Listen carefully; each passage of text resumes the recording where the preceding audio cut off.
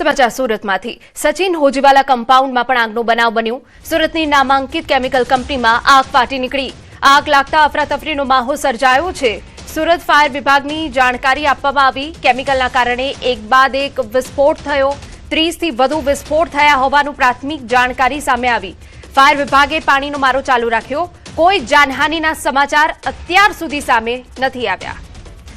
અમારા સંવાદદાતા કીર્તેશ વધુ વિગતે વાત કરવા જોડાયા છે। કીર્તેશ, પૂરી વિગત। બિલકુલ, સુરતના સચિન જીઆઈડીસી વિસ્તાર કે હોજીવાલા તરીકે ઓળખાય છે ત્યાં આવેલી એક નામચીન એથર કેમિકલ કંપનીમાં અચાનક આગ લાગી ગઈ હતી। જોતજોતામાં આગે એટલું વિકરાળ સ્વરૂપ લઈ લીધું છે કે આજુબાજુના વિસ્તારમાં દોડધામ મચી ગઈ છે। અત્યાર સુધીમાં આ કંપનીમાં 30 જેટલા બ્લાસ્ટ થઈ ચૂક્યા છે।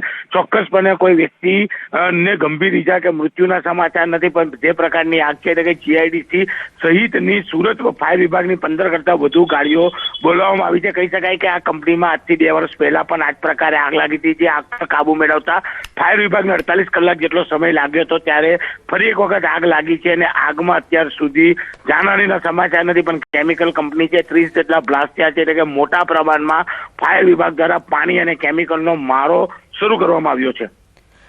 બિલકુલ કીર્તેશ, જે રીતે દ્રશ્યોમાં જોઈ રહ્યા છો, જે રીતે દેખાઈ રહ્યું છે, 30 થી વધુ વિસ્ફોટ થયા છે। શું આ કંપનીની અંદર કોઈ કામદારો ફસાયેલા છે, તેમને બહાર કાઢવાની તજવીજ થઈ રહી છે? શું અપડેટ?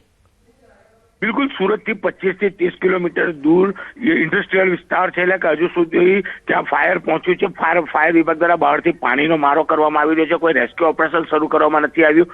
આગ લાગતા જ મોટાભાગના લોકો બહાર નીકળી ગયાની વિગતો છે, પણ હજુ સુધી કોઈ અનિચ્છનીય ઘટના વિશે જાણકારી મળી નથી। પણ ચોક્કસપણે આગ પર કંટ્રોલ કેમ આવે, કારણ કે એની અંદર વપરાતા તમામ કેમિકલો ખૂબ જ મોંઘા અને અત્યંત જ્વલનશીલ છે, એટલે કે ઘટનામાં થોડોક અંશે ફાયર વિભાગ અંદર પહોંચ્યા બાદ જ સાચી વિગત આવશે। પણ અત્યારે આગ લાગી છે, સમગ્ર વિસ્તારમાં અફડાતફડીનો માહોલ છે અને કહી શકાય કે જીઆઈડીસીની 15 અને સુરત ફાયર વિભાગની 15 કરતા વધુ એમ કરીને 25 થી 30 જેટલી ગાડીઓ દ્વારા પાણી અને કેમિકલનો મારો કરી આગ પર કાબુ મેળવવાનો પ્રયાસ કરવામાં આવી રહ્યો છે। બિલકુલ કીર્તેશ, આગ ખૂબ વિકરાળ લાગી રહી છે ધુમાડા પરથી। આસપાસ જે કંપનીઓ છે તેને લઈને પણ કોઈ તકેદારી રખાઈ રહી છે? શું તજવીજ હલચલ આપ ત્યાં જોઈ રહ્યા છો?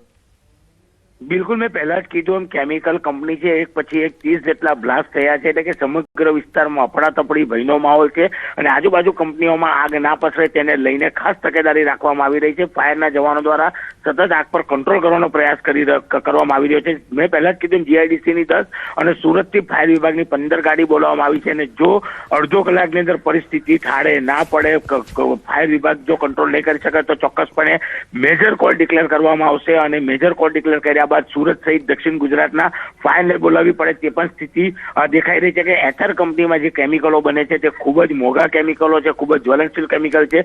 કહી શકાય કે તમામ કેમિકલો દવામાં વપરાય છે અને એથર કંપની છે કે જે દેશના વડાપ્રધાન આ કંપની જોડે સીધા સંપર્કમાં છે, કારણ કે ચાઇનાથી જે દવા બનાવવા માટે કેમિકલ મંગાવવામાં આવતા તે તમામ કેમિકલ ભારતમાં આ ફેક્ટરીમાં બનતા રહે છે। બિલકુલ, આભાર તમામ વિગતો બદલ। તો જે રીતે દ્રશ્યોમાં જોઈ રહ્યા છો, ધુમાડાના ગોટે ગોટા દેખાઈ રહ્યા છે। ભીષણ આગ છે, કેમિકલના કારણે લાગી છે। જો આગ પર કાબુ નથી આવતો તો મેજર કોલ જાહેર કરાશે।